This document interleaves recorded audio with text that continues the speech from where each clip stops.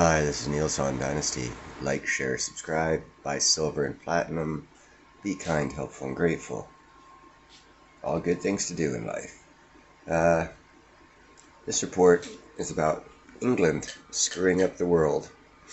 If you recall, Donald Trump was over there in England, and there were some reports that he smited the Queen and he broke protocol and all this other crap, and no one really gave a shit because what I feel was happening was Trump was telling them how it was going to happen, what they were going to do, their role was going to be, because they lost power, and the American people took the power.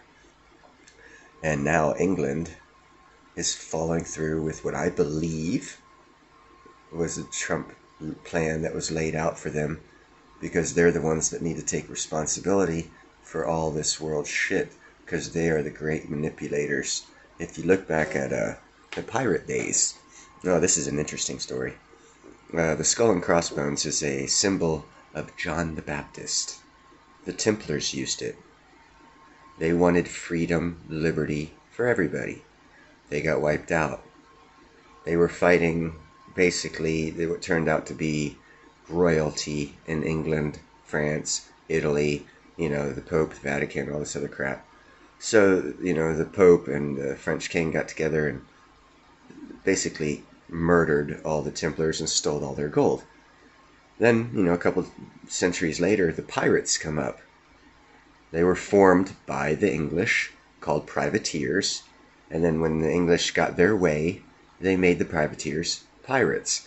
But what the pirates were they were skull and crossbone bearers. That is a sign for John the Baptist. They wanted freedom from the tyranny of the regalness of England. That's why they formed Port Royal and got a couple other cities in America. And actually, we're doing pretty good. Of course, they were screwed up that they didn't have a real government, but their goal was to revolt and destroy the English regal government that they have. Because even back then, they hated it. To this day, people are still trying to destroy England because of what they have done to the world for the past 300 years that they've been in power. Anyhow, now that I've gone on with my little rant on historical facts that you didn't know that I did, that I just informed you of, now we're going to go to the show.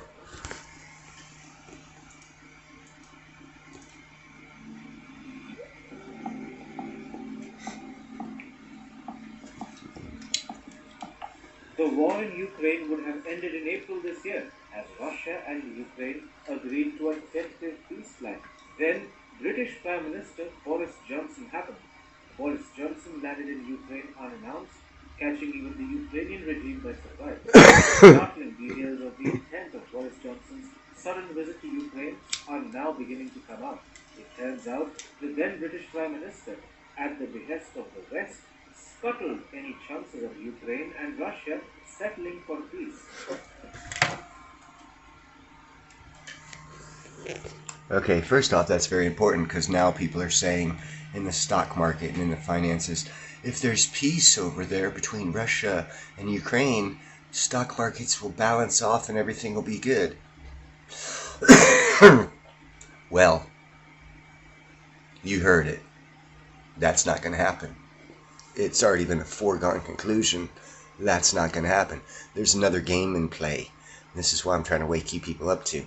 There's another game in play. It's been going on for hundreds of years.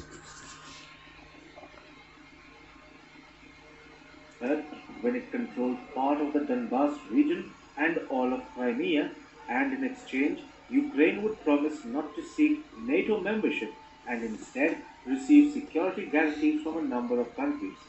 Now, why did this plan turn dead on arrival? According to Ukrainian publication Ukrainska Pravda, following the arrival of British Prime Minister Boris Johnson in Kyiv in April, a possible meeting between Ukrainian President Volodymyr Zelensky and Russian President Vladimir Putin was put off. According to the publication, which has sources close to Zelensky, Boris Johnson carried to Ukraine two messages from the West. First, Putin is a war criminal and he should be pressured, not negotiated with. Second, and most importantly, Even if Ukraine is ready to sign some agreements on guarantees with Putin, they, as in the West, are not. So, why does the West not want peace in Ukraine? Boris Johnson was definitely not acting out of his own accord. In successfully scuttling any scope of peace between Russia and Ukraine, Boris Johnson ended up serving the collective interests of the West. The West, for some strange reason, does not want the fighting in Ukraine to end anytime soon. Boris Johnson is believed to have.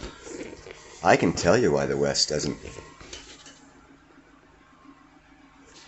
I can tell you why the West, or the fraudulent U.S. Western government doesn't want the war to end.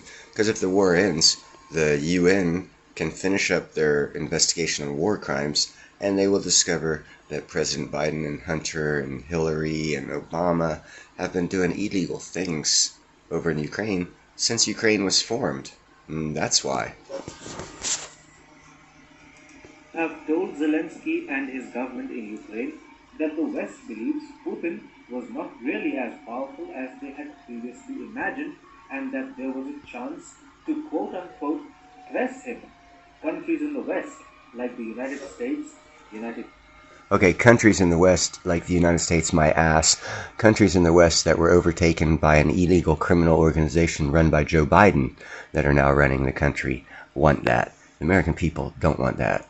Kingdom, Germany, and basically all of NATO have been helping Ukraine with weapons worth billions of dollars.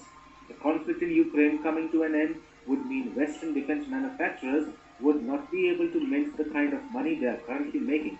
Furthermore, peace between Russia and Ukraine would severely unsettle the West's campaign of isolationism against Moscow and Vladimir Putin.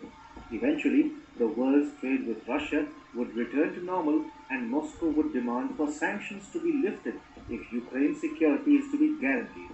Do you think there is something even more?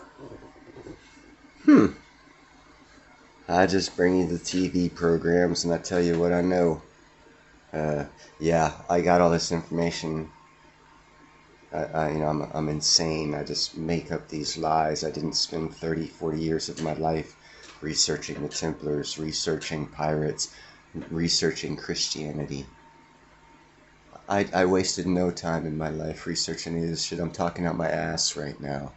I'm lying to you because you don't want to hear the facts and the truth. Facts and the truth is the Ukraine war isn't going to end until Russia takes it over. Ukraine's going to go from a big country like that to a small country like that. And as in my other previous reports, I've shown you the maps. And I've told you, Poland's going to gain 50% of their land mass is now Ukraine will be Poland. Hungary and one other country are also going to gain land mass. That's why they're not fighting Russia, because they're going to gain wealth by supporting Russia in the Ukraine war. And Russia's going to get half of the country, and the other three countries are going to get 40% of the country's land base. Ukraine's going to be knocked down to 10% the size that they are right now. Russia's going to have access to the Black Sea like never before. Well, back to USSR times, communist Russia, whatever they were before the wall fell. But anyhow, there you go. You guys have a good day.